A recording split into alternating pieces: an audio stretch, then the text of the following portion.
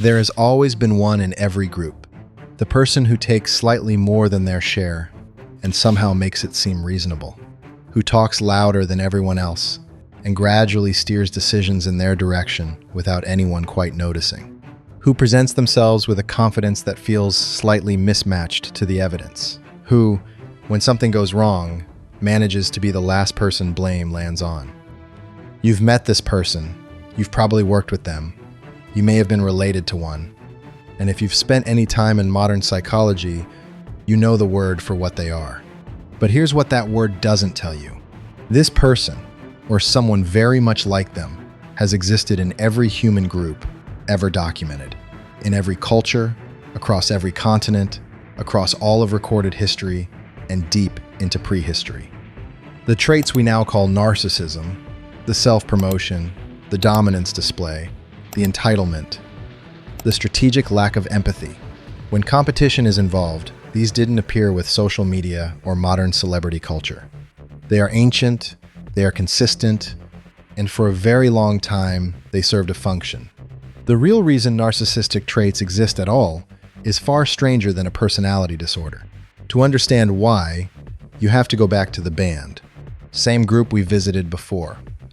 20 to 50 people, resources scarce, threats real. Every individual's survival dependent on their position within the group, who they could count on, who counted on them, and crucially, how much influence they had over collective decisions. In that world, status wasn't a social nicety. It was a survival variable.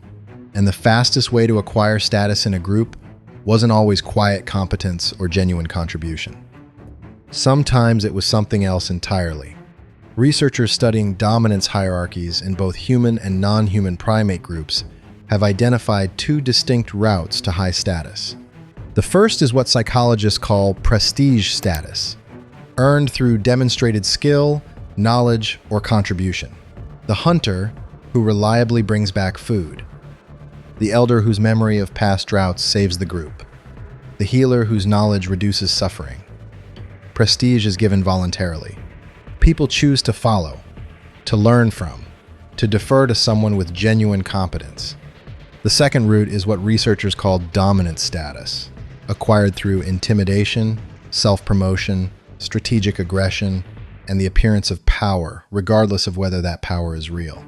Dominance doesn't require genuine competence.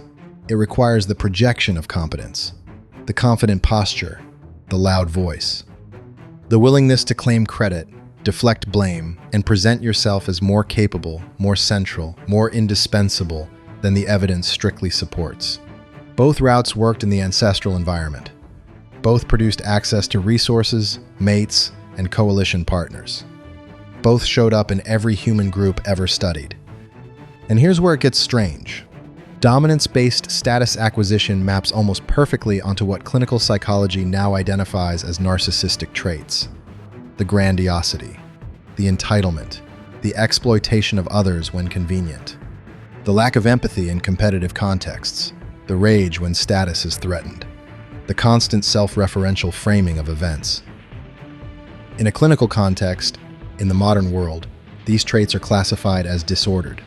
They damage relationships, corrode institutions, and produce predictable patterns of harm to everyone around the person who carries them. But in the ancestral environment, in a small band competing for scarce resources, where the appearance of strength and confidence directly influenced your access to survival-critical goods. Some of these traits weren't bugs, they were features. A person who projected unshakable confidence, who claimed credit loudly and deflected blame skillfully, who pushed their way to the front of resource distribution without apology, that person, in the right context, acquired real advantages. They ate better. They were deferred to. They reproduced more successfully. Their genes moved forward. This is why the traits didn't disappear. Not because they're secretly good, but because in the environment where human psychology was shaped, they were good enough, often enough, to survive selection. But the band wasn't passive about this.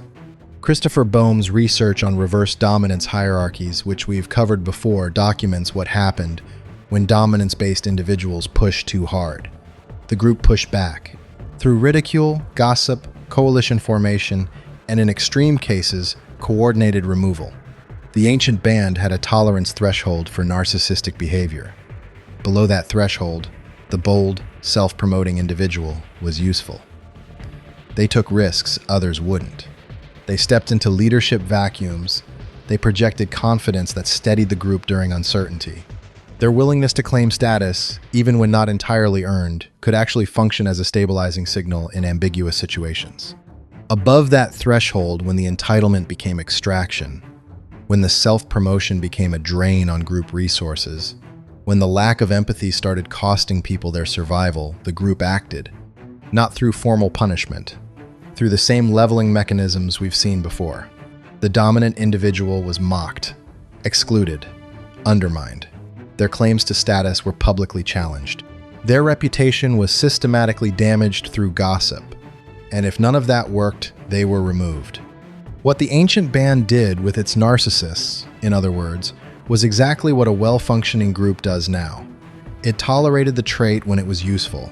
It suppressed it when it became dangerous.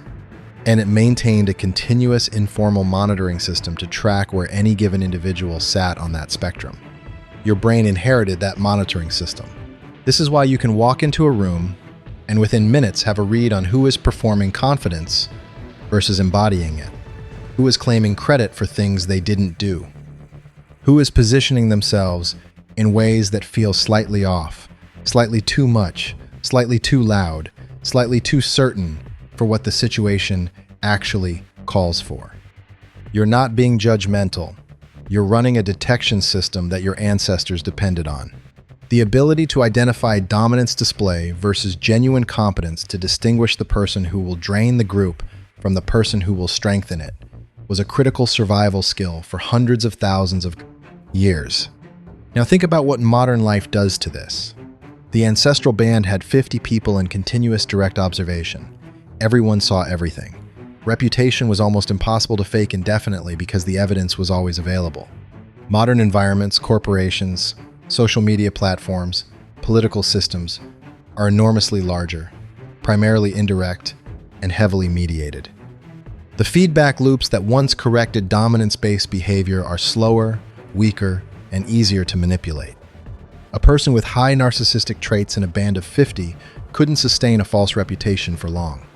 In an organization of 5,000 or a social media platform of 5 million, the same traits can be extraordinarily effective for a very long time. The charm works on people who haven't seen the pattern yet. The credit claiming lands before anyone can verify it. The blame deflection operates faster than reputations can be accurately updated. The traits that the band's leveling mechanisms kept in check no longer face the same constraints. This is part of why narcissistic behavior seems more visible, more rewarded, and more consequential in the modern world than in the ancestral one. Not because there are more narcissists, but because the environment has removed most of the friction that once kept dominance-based strategies from going too far. Your detection system still fires. You still notice. You still feel that specific discomfort when someone's self-presentation doesn't quite match the evidence, when the entitlement seems disproportionate, when the credit claiming feels off. That feeling is real information. It's the same signal your ancestors used to decide when a dominant individual had crossed the threshold from useful to dangerous. The band acted on that signal collectively, immediately, and without apology. The modern world has made that response slower, more complicated, and easier to avoid. But the signal itself hasn't changed. It's the same one that's been running in every human group, in every band, every tribe, every organization, every family since long before anyone had a word for what they were detecting.